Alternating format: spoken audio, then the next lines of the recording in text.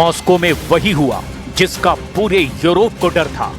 इस कार के परखच्चे उड़ाने वाला धमाका हुआ, पूरा रूस हिल गया।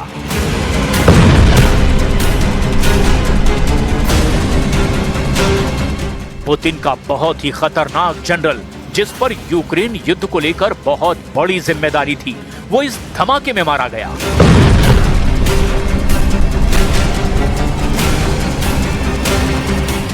और सबसे बड़ी खबर यह है कि रूस के राष्ट्रपति पुतिन ने इस मर्डर का बदला लेने का ऐलान खुल्लम खुल्ला कर दिया है।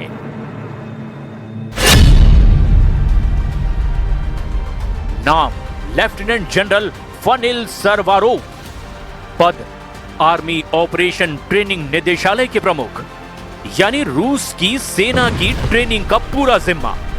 यह धमाका 22 दिसंबर को मॉस्को की यासिनेवा स्ट्रीट पर हुआ। तब सुबह के 7 बज रहे थे। पुतिन के सबसे खतरनाक कमांडरों में थे लेफ्टिनेंट जनरल फनिल सरवारोव। कहा जा रहा है कि पुतिन 2026 में जनरल सरवारोव को बड़ी जिम्मेदारी देने वाले थे, यानी 2026 का युद्ध और नेटो के खिलाफ तैयारियों को लेकर के पुतिन ने अपना सबसे भरोसेमंद जनरल खो दिया है।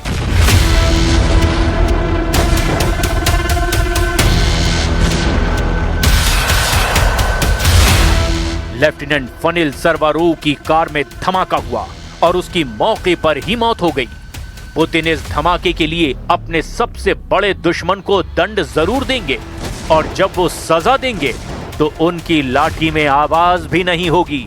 इस कार की हालत देखिए और अंदाजा लगाइए कि मर्डर करने वाले ने कितने पुख्ता तरीके से अपने टारगेट को खत्म किया है। Следственным комитетом России возбуждено уголовное дело об убийстве в связи с подрывом автомобиля на улице Ясеневой в Москве, в результате которого погиб начальник управления оперативной подготовки Генерального штаба Вооруженных сил Российской Федерации генерал-лейтенант Фанил Сарваров। इस हमले को लेकर शक कहें या फिर 100% यकीन माना जाए, पुतिन को पता है कि उसके जनरल का मर्डर किसने किया है। रूस ने इशारा कर दिया है कि लेफ्टिनेंट जनरल फनिल सरवारोव के मर्डर में यूक्रेन की खुफिया एजेंसियों का हाथ है, यानी रूस बता रहा है कि उसके कमांडर को मारने का ऑर्डर कीव से जारी हुआ, और ये ऑर्डर देने वाले हैं यूक्रेन के राष्ट्रपति व्लादिमीर ज़ेलेंस्की। Продолжается осмотр места происшествия. Следствием будут назначены необходимые экспертизы, в том числе судебно-медицинская и взрывотехническая. Допрашиваются свидетели и очевидцы, изучаются камеры видеонаблюдения. Следствием отрабатываются различные версии убийства. Одной из них является версия, связанная с организацией преступления украинскими спецслужбами.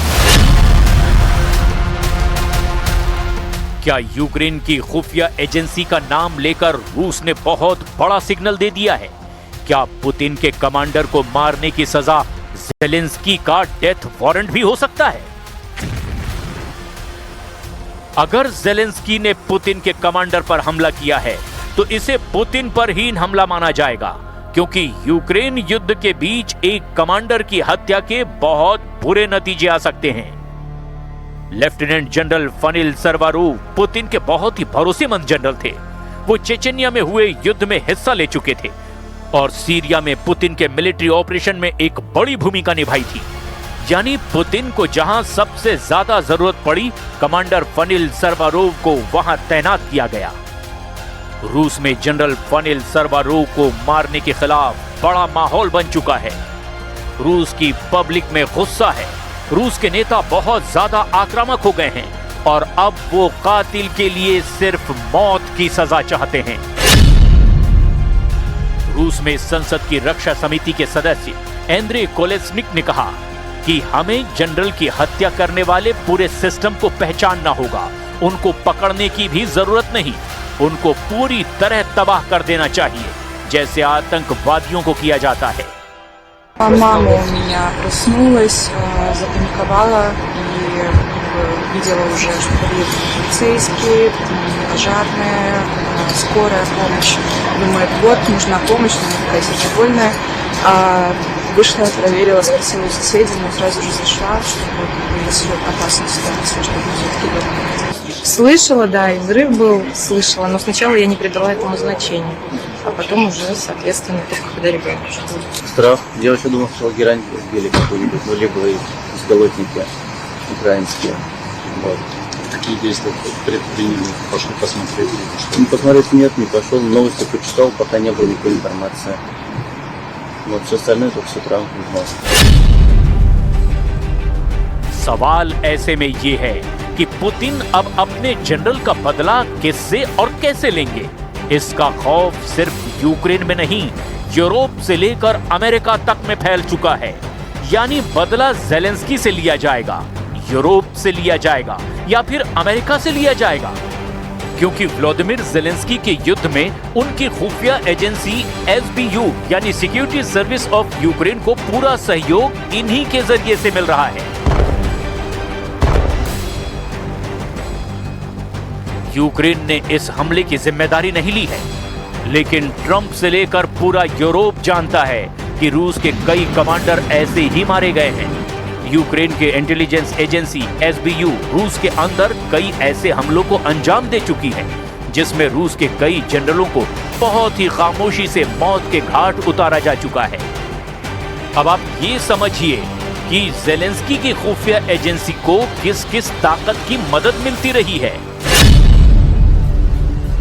चाहे वो अमेरिका की CIA हो या फिर ब्रिटेन की MI6, आप इसमें फ्रांस की DGSE यानी directorate general for external security को भी शामिल कर सकते हैं, और जर्मनी की BND।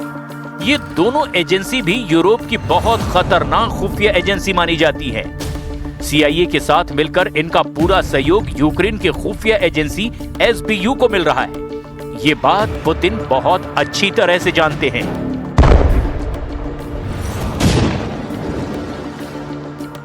यूक्रेन में चल रहे युद्ध के साथ साथ अब खुफिया एजेंसियों के बीच चल रहा खूनी खेल और खतरनाक होने जा रहा है।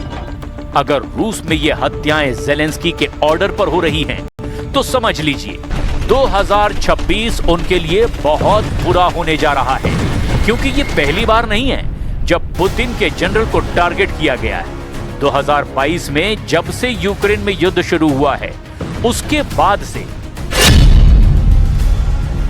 17 दिसंबर 2024 को लेफ्टिनेंट जनरल इगोर किरिलोव की मॉस्को में हत्या कर दी गई। स्कूटी बम धमाके का इस्तेमाल किया गया।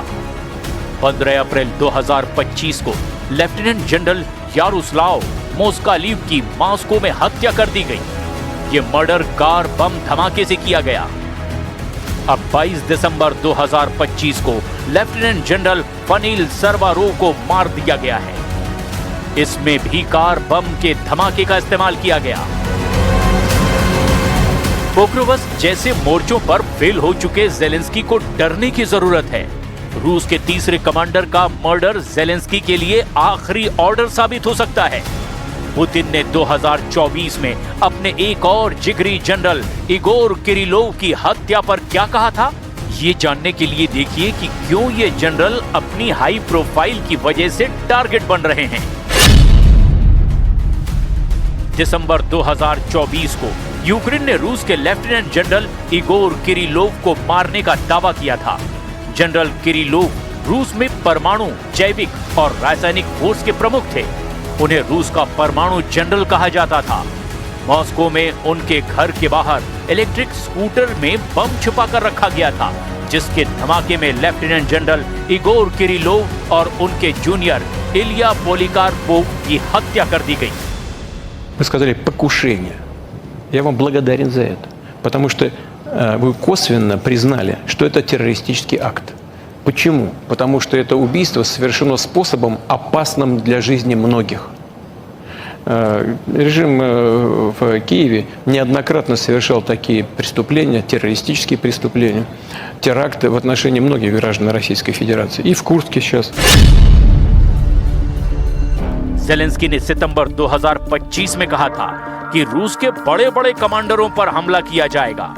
ज़ेलेंस्की ने कहा था कि रूस के कमांडरों को पता होना चाहिए कि उनका बम शेल्टर कहां है। अगर वो युद्ध नहीं रोकेंगे तो उनको बम शेल्टर की जरूरत पड़ेगी। अब ये ऐसा वक्त है कि डोनाल्ड ट्रंप रूस और यूक्रेन के बीच युद्ध रुकवाने की कोशिश कर रहे हैं, लेकिन पुतिन के कमांडर को मारने की सजा ज़ेलेंस्की का डेथ वारंट भी हो सकता है।